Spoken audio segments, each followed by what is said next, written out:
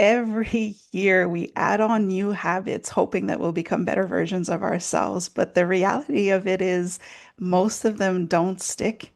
And it's not because we're lazy, it's not because we lack discipline.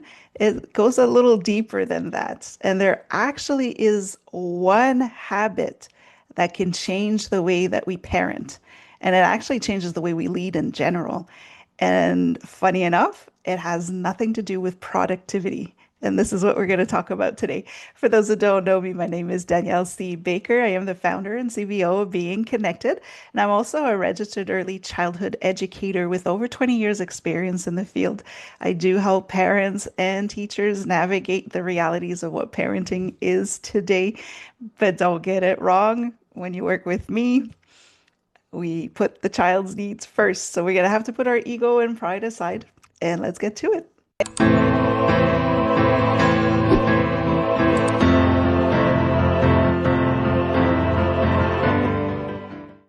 Hello, hello, hello, and welcome to the Talk to Danielle podcast. I am your host, Danielle C Baker. And before we get started, be sure to like, follow, and subscribe to whichever channel you're listening or watching from. And of course, this is season 4. So I do invite you to have a look at the 3 previous seasons. They may be a topic there that resonates with your reality today. These episodes are timeless. So I do invite you to have a look at those. And we're going to jump right in today because I know the title seems to be really big. And I always talk about how there's no magic formula. So, what is this one habit that can change how we parent or how we show up in life in general? Because I always relate everything to everything in your life. And so I'm going to tell you right away, it has nothing to do with journaling for an hour or to pick up on the new therapy language. And it sure as hell has nothing to do with overanalyzing, because as a people, we have managed to overanalyze what overanalyzing is. So we need to let that go. And really, all it is as simple as it is. It's not what you think. It has nothing to do with adding more. It really is just to notice what's going on inside of you. It's kind of anticlimactic, isn't it? But it's all it is. What is happening inside of you? And this is what self-awareness is. Now, I know I may lose some of you on this, but bear with me because that is what we're missing when it comes to stacking on new habits to become better versions of ourselves. We're missing the part that allows it to stick together. So, in this episode, we're going to be talking about why stacking new habits fails. I've done this before. Well, just add a habit to a habit you already have down. And next thing you know, you have 10 things to do before you even step out the door in the morning. And as a parent, you know that that's a reality. You start the first 2 habits, and then a spill happens, a meltdown happens. You're rushing for work, the alarm didn't go off. Whatever it is, you're looking for a sock. Forget the rest of the habits. It's just not going to happen today.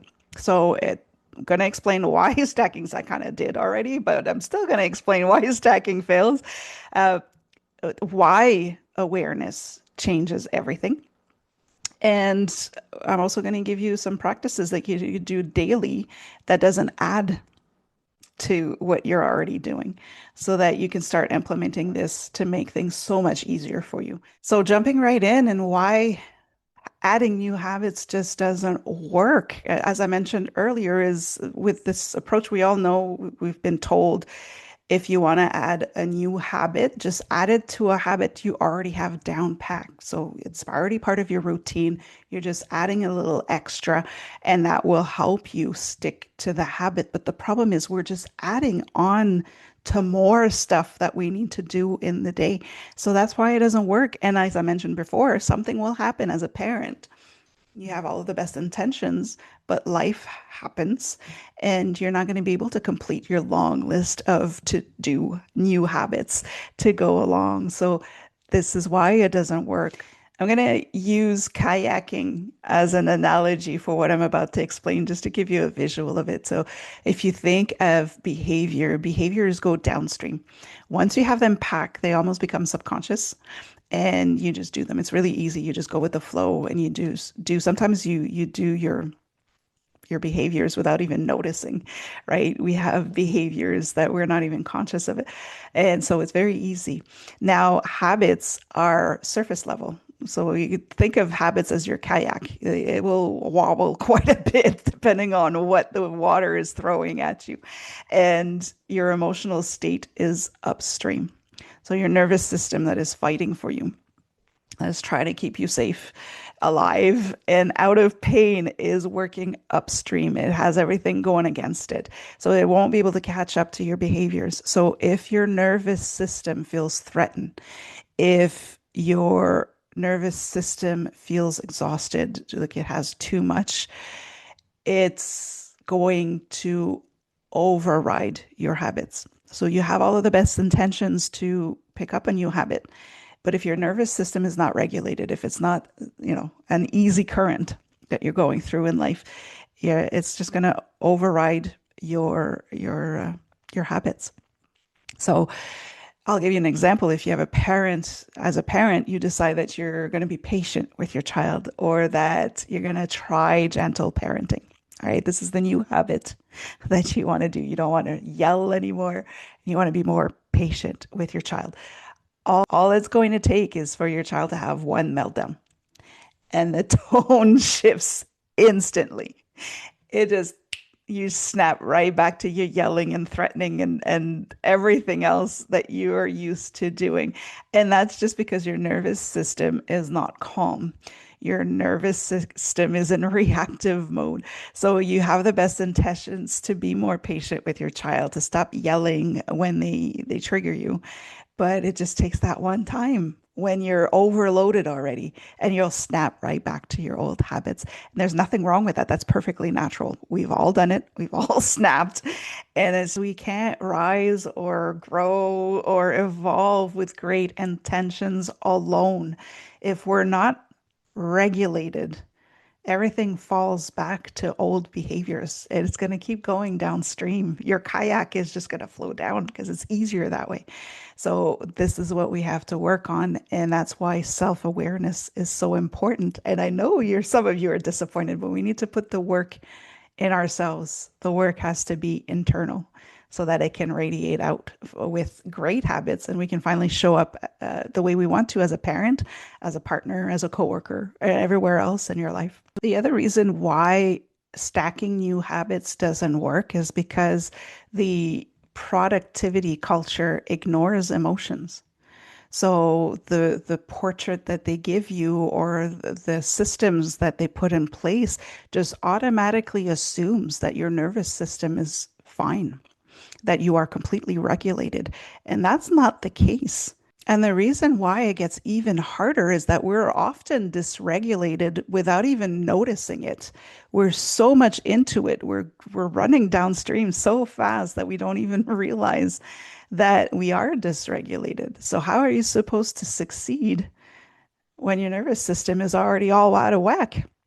We can't build a solid new habit on top of a dysregulated nervous system because now you're just building on quicksand and your foundation's not going to stick. So that works not just with your parenting, but again, across every aspect of your life.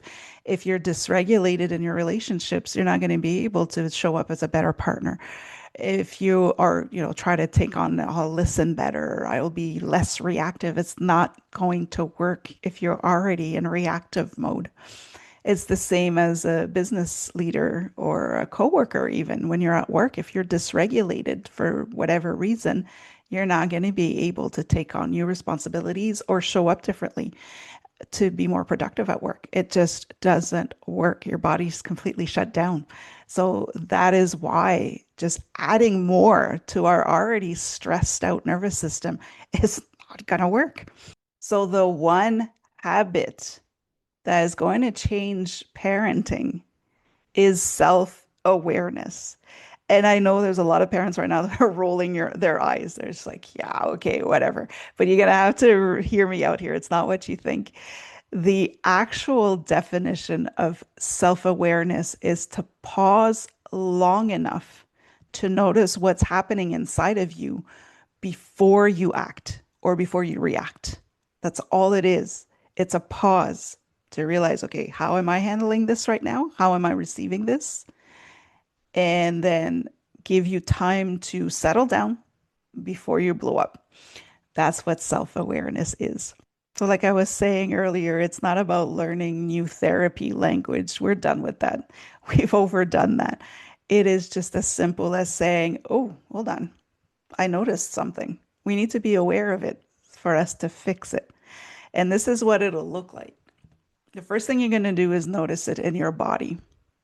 And that's the one that we ignore the most. Notice how the situation is sitting in your body. What is being triggered? Do you have a tight jaw? Is it starting to get warm in here, right? Do you have a shallow breath? Do you have the urge to control or correct?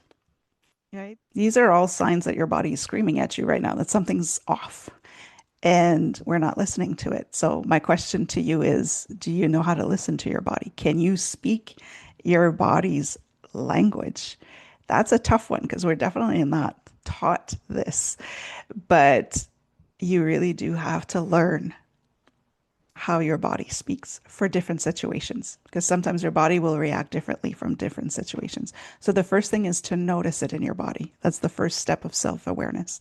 The second one is to name the emotion. And that's a tough one because many of us don't even know how to recognize these emotions anymore. If you're really high stress, if your nervous system is hanging on by a thread, because we're talking about long-term dysregulated nervous systems. Our nervous system is designed to go out of whack for a few seconds to keep us safe from a saber-toothed tiger. It's not supposed to last years. So we need to be able to connect an emotion, and we can't do that when we're dysregulated. So you need to start asking yourself, okay, I've noticed it in my body now. So what am I feeling? Some of us are completely numb now. So what am I feeling? Am I overwhelmed? Am I frustrated? Am I embarrassed? Do I feel disrespected? Do I feel unseen? These are some major, major ones that affect us as adults. I do invite you to, if you need to, if you search on the internet a list of different emotions, you can get a really good list to help you if you've completely disconnected from emotions. It is necessary sometimes. So once you noticed it in your body related to an emotion, this is how you're going to start speaking to your nervous system to say, okay, I feel tight in the jaw because I'm frustrated because I feel unseen right now or unheard. That's a really good start. And that's your pause. What I want you to do here, we're keeping it as simple. I told you earlier, you do not want to overanalyze why you feel a certain way. We're not there yet. I just want you to say, okay, I just made a fist for some reason. And I just realized now I'm feeling really frustrated. That's it. That's it. You don't need to go into psychoanalysis here. We don't want that. That's going to jack up your nervous system again. So, again, very simple. Notice it in your body. Name the emotion. That's it. Just for now. That's it. The last thing you do after all that is normalize it. Start saying to yourself, now that you understand why you're reacting, say, okay, of course I'm going to feel like this, or this makes sense, or my body is trying to protect me right now. These are things you need to start recognizing. Naming the emotion reduces the activation of your caveman brain that I call that reactive mode, that survival mode, protecting you from a saber-toothed tiger. So if you're naming your emotion and normalizing it, say, yeah, that is a legit emotion to what I'm going through right now. Your body is going to start relaxing a little bit. So you're going to be able to receive a little bit more information. Once you are aware of what's happening inside of you, this awareness now creates a choice. At that point, this happens in a fraction of a second, but at that point, you can make the choice of saying, I'm just going to snap like I always do. I'm going to go reactive, or I'm going to pause and respond appropriately without getting my emotions involved in this. At this point, it is a choice. You, at this point, when you are self aware, get to choose how you truly want to show up to your loved ones, to your coworkers, to your children. So that's the habit you want to work on. Regulation becomes possible instead of saying, well, that's just the way that I am, or that I was provoked into this. Now it's become, I notice how my body responds to what is perceived as a threat. I am able to take control of myself. And that changes everything. It is a muscle. We're not used to doing that. So you do need to practice it. It will take time, and the pause may be quite a long. But if you're still very reactive, it does take time. Even if you stop for 10 seconds before you react, before you lash out, 10 seconds doesn't feel that long. I should rephrase that. 10 seconds isn't that long. It will feel very long, but just to stop and say, okay, where is this in my body right now? What emotion is that related to it? And said, okay, yeah, okay, that makes sense, but I'm not in danger right now, so I should calm down. It will help you a lot. You could take longer if you need to, especially when you're working with children. Allow yourself to take 30 seconds. Allow yourself to take a minute.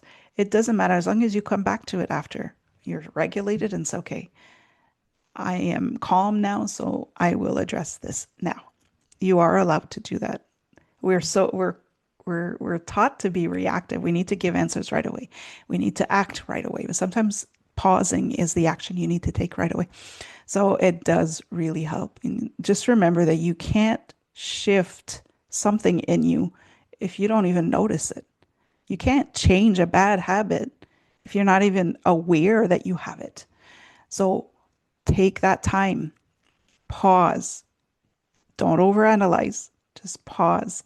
How am I feeling it in my body? What emotion is that? And yes, it's validated. You're the only one who can validate your emotions. Other people won't understand, and that's how we get frustrated even more, actually. But just remember, you can't change something that you're not aware you're doing or why you're doing it. So that's where the habit is a game changer. So, how does this change parenting? Right? I've given some examples already, but I'll give you some really common ones where your child refuses to listen. This is a very common trigger point for parents. So, if you're not self-aware of how you react to when your child does not listen, you will automatically, immediately want to try to control or correct. So when it comes to discipline, yelling, all of that, threatening, blackmailing, everything that you do as a parent when your child doesn't listen, this is what's going to happen. You're going to escalate and you're going to fall into a power struggle. I'm the adult. You should be listening to me because I said so. Blah, blah, blah, blah. All of the classics, right? That's what we grew up on. But that's what happens when you're not self-aware, when you haven't taken the time to regulate yourself. Those are the reactions that will happen. So you're not really showing up the way you want to for your child, but that's just because you're in reactive mode. Now, if you are aware, so when you're working with awareness, you will notice first that you feel triggered, right? That's the pause. So your child doesn't listen. You notice right away that you feel triggered. You tensed up. Your shoulders went up. Your jaw, you're just like slowly imploding. That will be your sign. You take a deep breath. You recognize it. You're like, oh, okay.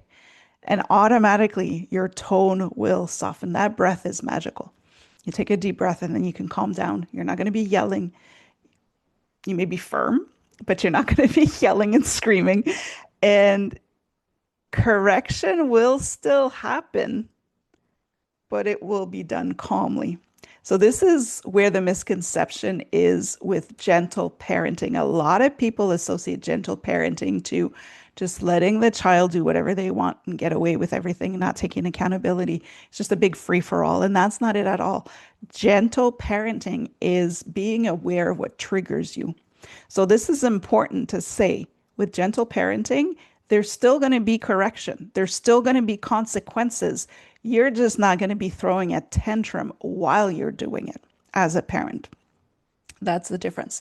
So there will still be correction, there will still be consequences. You will just be cool and calm about it as opposed to being frantic. That's the difference here. And that's where a lot of people don't understand gentle parenting. So when I say that correction still happens in this case, instead of disciplining, if you're into spanking, yelling, punishing, everything that you do, now we're turning to, in terms of correction, you're still going to set those boundaries. You're still going to explain your child why that behavior is inappropriate and not acceptable in this house. You're still leading. It's not a power struggle. You are calm, you are responsive, and you're able to hear your child out, but you're still the leader and you're showing the example of what it's like to be a leader. And you're not reacting from a threat. That's also so important, that you're not threatening your child, you're not dysregulating your child in trying to cope with your triggers. And that's very important. So this is where correction will happen, whatever that looks like. You make it clear to your children what those boundaries are, what line they crossed, and but you're handling it calmly without threatening, without terrorizing them at times. That's the difference. And it does work. That's why it changes everything in your parenting. Children are definitely more receptive to a calm parent when they're being explained why they crossed the line, as opposed to just being yelled at for crossing a line that they don't know what they've crossed yet. I'll give you another example that can trigger parents a lot, is if your teen rolls their eyes. Right? That can set us off a little bit. So when you are self-aware, when we're leading with awareness, the shift is going to happen, that you're going to notice the emotion here could be embarrassment. It's one of the major ones for eye rolling. You're going to notice your urge to assert dominance, right? If your teen is rolling their eyes at you, it's going to trigger you, and you're going to show them who's boss, right? I'm the parent. You don't respect me like that. That's dominance. You're trying to assert your dominance. So you're going to notice that you have this urge. You're going to feel it in your body, and you're going to respond instead of reacting. So now you're going to be able to take it without snapping at your teen to give them more reasons to roll their eyes at you. You're going to be able to handle the situation calmly and explain to them why eye rolling could be a trigger for you. They might not care, but at least you're being calm about it. Just remember that children co-regulate. They piggyback off of your nervous system. So if you lose control of your nervous system, you're teaching your child how to behave that way. Your child will follow your lead. So it's very important. That's why this habit is the most important one, is because in the process, when your correction becomes setting boundaries and explaining why things are done a certain way with you, you're teaching them how to do that when they're adults. They're going to be able to set healthy boundaries. They're going to be able to respond instead of react, and they're going to set some really strong relationships in their lives because of what you showed them. But if you lose control every single time, if you have your own meltdowns and breakdowns, that's what you're teaching your child.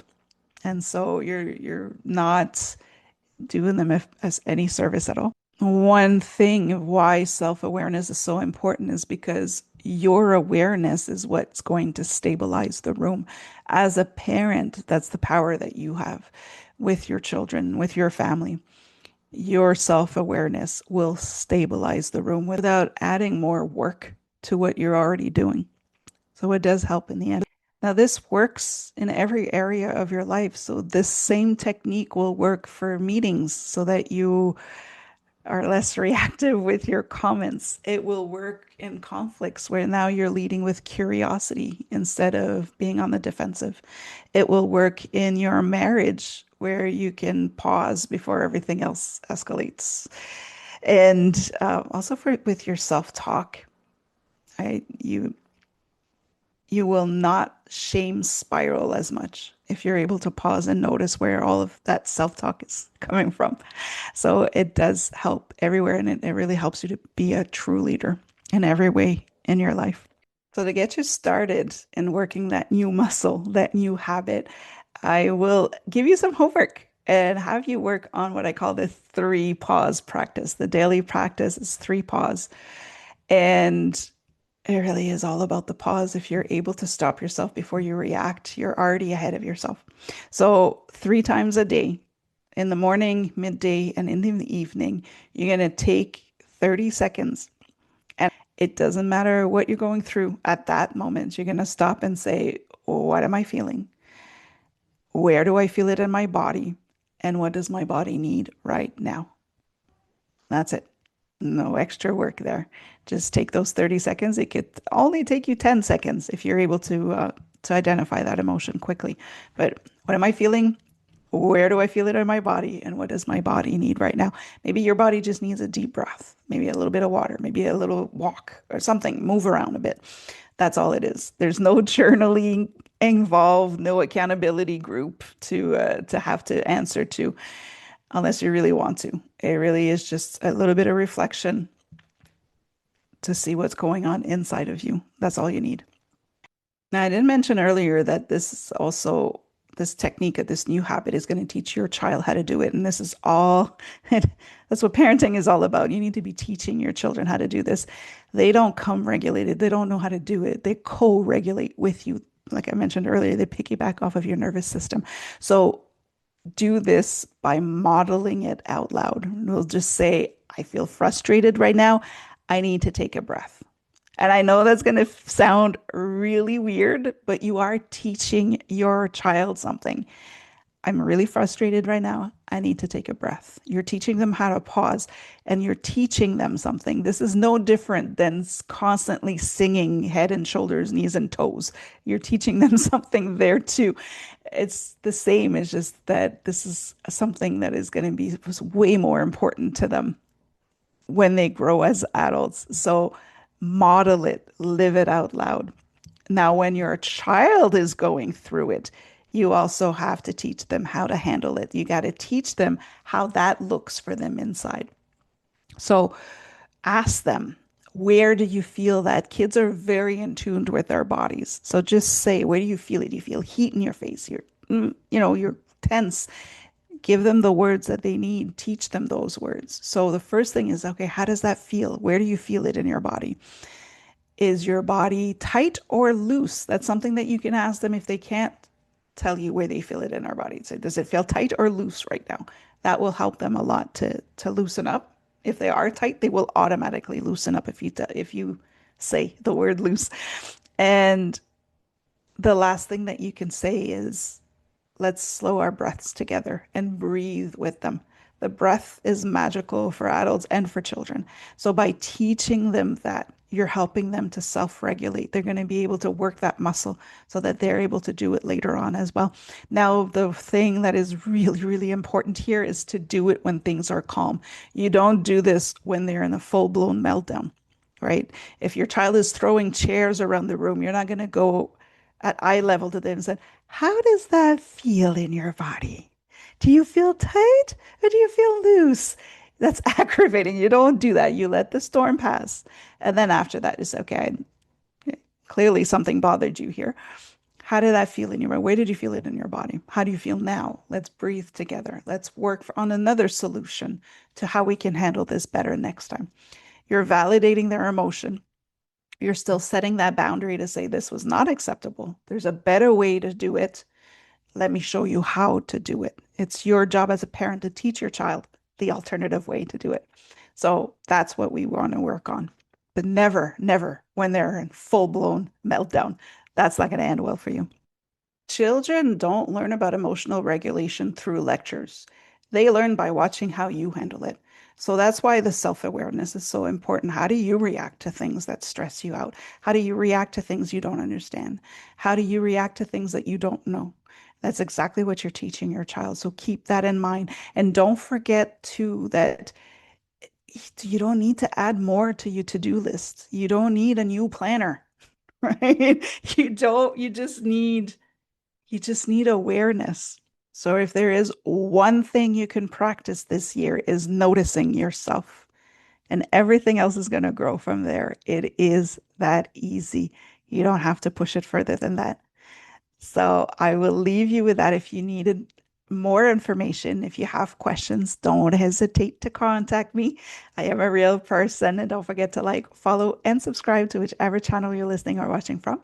And until next time, stay safe, stay awesome, and we'll talk soon.